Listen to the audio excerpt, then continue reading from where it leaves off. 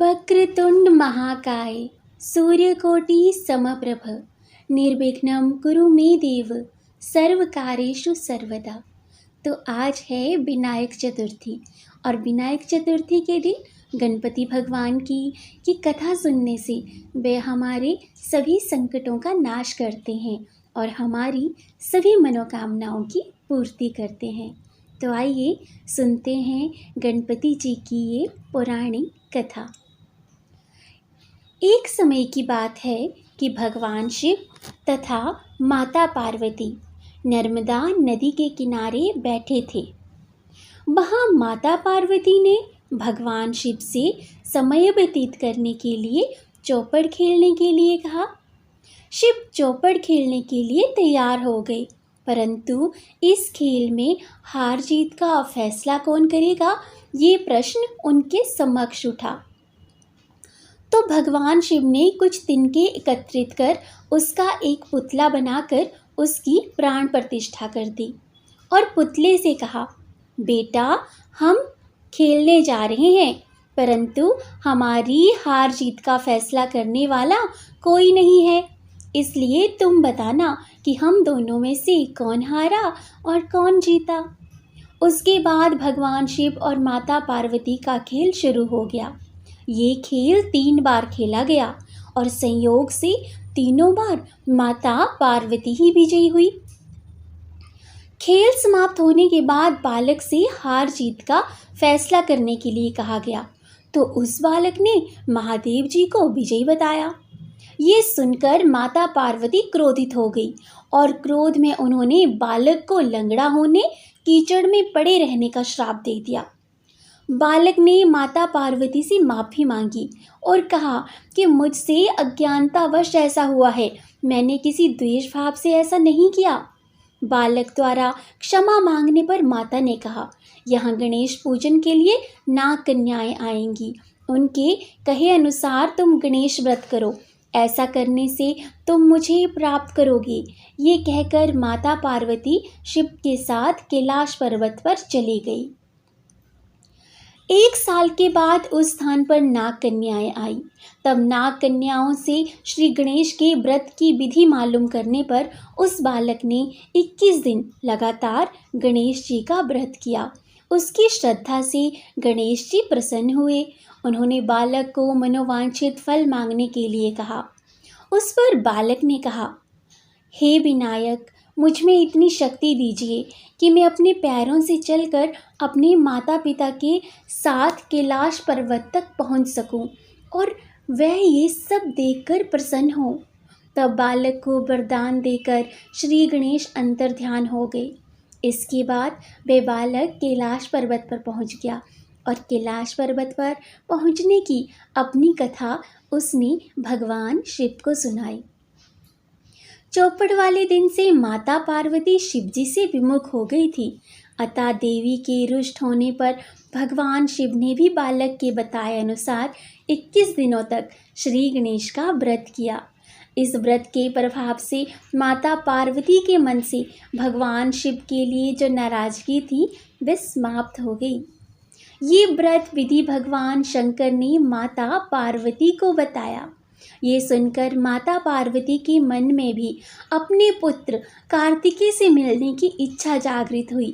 तब माता पार्वती ने भी 21 दिन तक श्री गणेश का ये व्रत किया तथा दूर्वा, फूल और लड्डुओं से गणेश जी का पूजन अर्चन किया। व्रत के 21वें दिन कार्तिकेय स्वयं माता पार्वती से मिलने आए।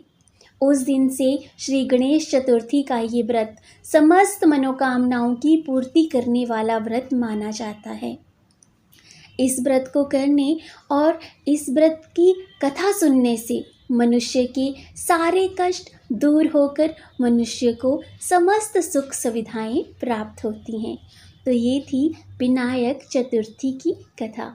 तो एक बार गणेश जी ने पृथ्वी के मनुष्यों की परीक्षा लेने का विचार किया। वे अपना रूप बदलकर पृथ्वी पर भ्रमण करने लगे। उन्होंने एक बालक का रूप बना लिया। एक हाथ में एक चम्मच में दूध ले लिया और दूसरे हाथ में एक चुटकी चावल ले लिए और गली गली घूमने लगे। साथ ही साथ आवाज लगाते चल रहे थे, कोई मेरे लिए खीर बना दो, कोई मेरे लिए खीर बना दे। कोई भी उन पर ध्यान नहीं दे रहा था, बल्कि लोग उन पर हंस रहे थे। वे लगातार एक गांव के बाद दूसरे गांव इसी तरह चक्कर लगाते हुए पुकारते रहे और कोई भी खीर बनाने के लिए तैयार नहीं था। सुबह से शाम हो गई, गणेश जी लगातार घूमते रहे। एक बुढ़िया थी, शाम के वक्त अपनी झोंपड़ी के बाहर बैठी हुई थी। तभी गणेश जी वहां से पुकारते हुए निकले कि कोई मेरी खीर बना दे, कोई मेरी खीर बना दे। बुढ़िया बहुत कोमल हृदय वाली स्त्री थी। उसने कहा, बेटा मैं तेरी खीर बना देती हूँ। गणेश जी ने कहा, माई अपने घर में से दूध और चावल लेने के लिए बर्तन ले आओ।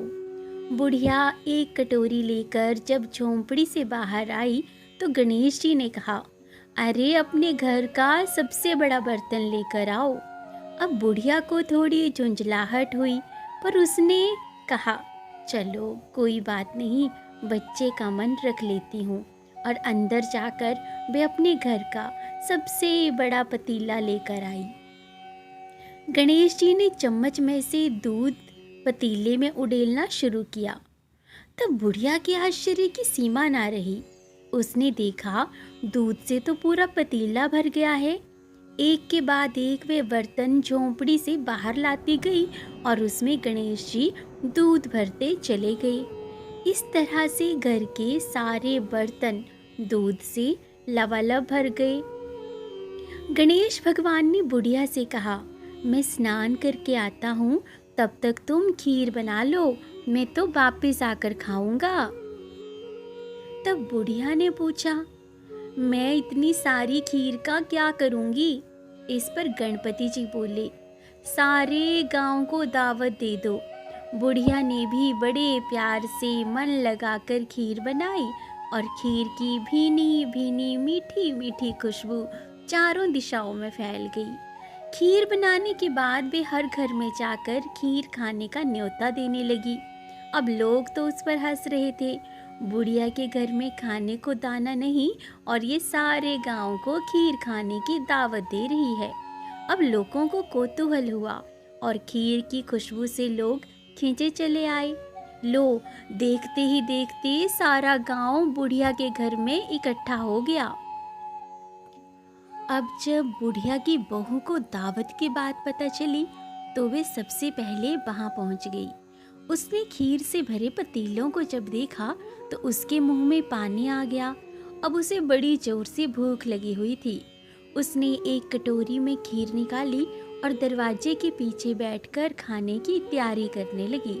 इसी बीच में एक छींटा गिर गया और गणपति जी को तो मानो भोग लग गया और वो प्रसन्न हो गए। अब पूरे गांव को खाने की दावत देकर बुढ़िया वापस अपने घर आई तो उसने देखा बालक वापस आ गया था। बुढ़िया ने कहा, बेटा खीर तैयार है, भोग लगा लो। गणपति जी बोले, माँ भोग तो लगा चुका हूँ और मेरा पेट तो पूरी तरह से भर भी गया है, मैं तृप्त हूँ, अब तुम भी खा लो, अपने परिवार और गांव वालों को खिला। बुढ़िया ने कहा, ये तो बहुत ज़्यादा है, सबका पेट भर जाएगा, इसके बाद भी ये बच जाएगी, उस बची खीर का मैं क्या करूँगी? इस पर गणेश जी बोले, उस बची खीर को रात में अपने घर के चारों कोनों में रख देना। और फिर बुढ़िया ने ऐसा ही किया। जब सारा गांव जी भरकर खा चुका तब भी ढेर सारी खीर बच गई। उसने उसके पात्रों को अपने घर के चारों तरफ रख दिया। सुबह उठकर उसने क्या देखा? पतीलों में खीर के स्थान पर हीरे, जवाहरात और मोती भर गए हैं। वे बहुत खुश हुई, उसकी सारी दरिद्रता दूर हो गई और वे आराम से रहने लगी। उसने गणपति जी का एक भव्य मंदिर बनवाया और साथ में एक बड़ा सा तालाब भी खुदवाया। इस तरह उसका नाम दूर दूर तक प्रसिद्ध हो गया। उस जगह वार्षिक मेले लगने लगे। लोग गणेश जी की कृपा प्राप्त करने के लिए उस स्थान पर पूजा करने और मान्यताएं मानने के लिए आने लगे। गणेश जी सबकी मनोकामनाएं पूरी करने लगे। तो गणेश जी, जिस तरह से आपने बुढ़िया की और बाकी सबकी मनोकामनाएं पूरी की हैं, उसी तरह से जिसने भी आज के दिन पर इस कथा को कहा है और जिसने भी इस कहानी को सुना है, उन सब की भी सब मनोकामनाएं पूरी करना। जय श्री गणेशा।